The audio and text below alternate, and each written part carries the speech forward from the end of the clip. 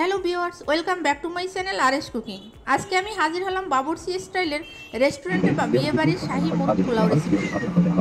বাসায় রান্না করলে সাধারণত বাবুর্চি স্টাইলের সেই স্বাদটা আসে না, আর কীভাবে রান্না করলে বিয়েবাড়ির স্টাইলের স্বাদ আসবে সেটাই দেখবেন এই ভিডিওতে। বাই দ্য ওয়ে, আমি রুমানা, আপনারা দেখছেন আর এস কুকিং, আর আজকের রেসিপি শাহী মোরগ পোলাও। আর তাই এখানে আমি নিয়ে নিচ্ছি পাকিস্তানি মুরগির লেগ পিস 30, আর দিয়ে দিচ্ছি হাফ কাপ পরিমাণ টক দই দিয়ে এবার দিয়ে দিচ্ছি লবণ হাফ চা চামচ পরিমাণ, এবং দিয়ে দিচ্ছি 1 চা চামচ মরিচের গুঁড়ো। এই উপকরণগুলো দিয়ে হাত দিয়ে ম্যারিনেট করে নিচ্ছি। খুব সুন্দরভাবে ম্যারিনেট করা হয়ে গেছে। এখন আমি 30 মিনিটের মতো রেস্টে রেখে দেবো, আর 30 মিনিট পরে ফিরে আসবো। আর এইদিকে একটি প্যান বসিয়ে দিচ্ছি এবং দিয়ে দিচ্ছি তেল, আর সাথে দিয়ে দিচ্ছি 2 চা চামচ পরিমাণ ঘি। আর অনেকে ঘি দিয়ে রান্নাটা শেষ করেন, তবে আমি ঘি দিয়ে করবো না, ঘি দিয়ে দিচ্ছি অল্প পরিমাণে। আর দিয়ে দিচ্ছি এলাচ, দারচিনি, লং, তেজপাতা, আর 1 কাপ পরিমাণ পেঁয়াজ কুচি দিয়ে দিলাম। তো এই উপকরণগুলো ভেজে নিচ্ছি তেলের সাথে। আর দিয়ে দিচ্ছি বাটা পেস্টের সামান্য পানি দিয়ে ভালোভাবে এটাকে আবারও কষিয়ে নিলাম।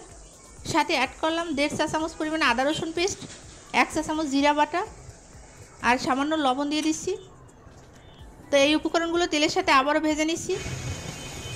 দেখুন পারফেক্টভাবে এটা কষানো হয়ে গেছে। আর এ পর্যায়ে দিয়ে দিচ্ছি বাদাম বাটা।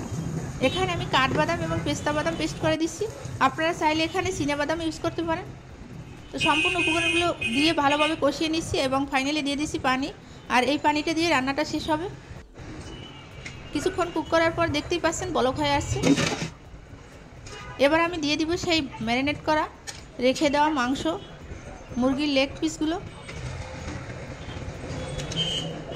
আপনারা চাইলে লেগ পিস 30 থেকে 40 মিনিটের মতো এভাবে রেস্টে রেখে দিতে পারেন।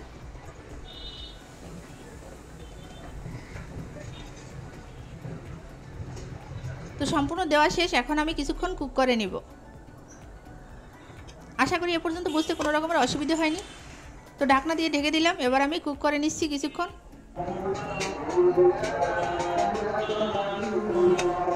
ঢাকনাটা উঠিয়ে নিলাম, এবার নেড়ে ছেড়ে নিচ্ছি। অফিস কিন্তু আমি একবার নেড়ে ছেড়ে নিলাম।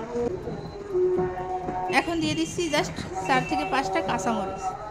পরিবেশনটা সুন্দর দেখাবে এবং ভালো একটি স্মেল আসবে তাই। আর দিয়ে দিচ্ছি কিশমিশ। একটু হালকা হাতে নেড়ে ছেড়ে নিলাম। আর স্বাদটাকে আরও স্ট্রং করার জন্য দিয়ে দিচ্ছি 2 চা চামচ চিনি। তো চিনি দিয়ে ভালোভাবে আবার সম্পূর্ণ নেড়ে ছেড়ে নিচ্ছি।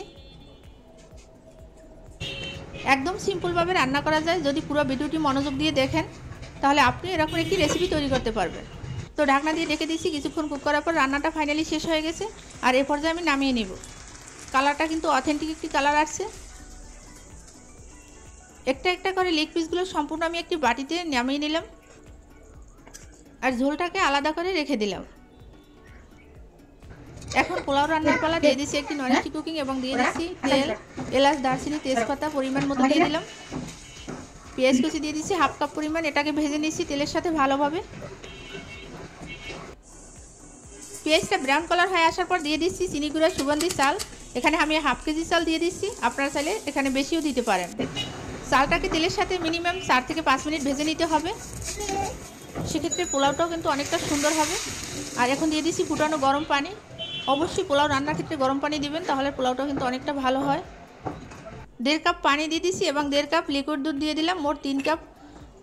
তো এগুলো দিয়ে ভালোভাবে নেড়ে ছেড়ে নিচ্ছি। এখন আমি এটাকে কিছুক্ষণ কুক করে নিব। সম্পূর্ণ উপকরণগুলো নেড়ে ছেড়ে নেওয়া হয়ে গেছে। এখন ঢাকনা দিয়ে ঢেকে দিলাম। জাস্ট 5 মিনিট পর ফিরে আসলাম। দেখুন, ওয়াও, অসাধারণ একটি পোলাও রান্না হয়ে গেছে। হালকা হাতে কিছুক্ষণ নেড়ে ছেড়ে নিব এভাবে। দেখতেই পাচ্ছেন এটা কিন্তু একদম সুন্দরভাবে পোলাওটা হয়ে গেছে। এর থেকে নরম হয়ে গেলে কিন্তু ভালো হবে না, একদম পারফেক্টভাবে। তো অর্ধেকটা পরিমাণ পোলাও একটি প্লেটে উঠিয়ে নিয়েছি, বাকি অর্ধেকটা রেখে সেখানে আমি দিয়ে দিচ্ছি সেই মুরগির লেগ পিসগুলো। সুন্দরভাবে সাজিয়ে এভাবে দিয়ে দিলাম এবং ঝোলগুলো দিয়ে দিচ্ছি উপর থেকে।